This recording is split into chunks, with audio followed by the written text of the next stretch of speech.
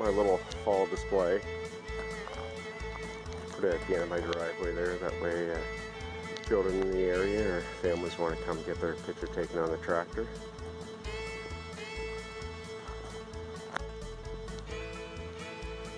Just 3 bales of straw. And put the tractor lined up there. Angle there.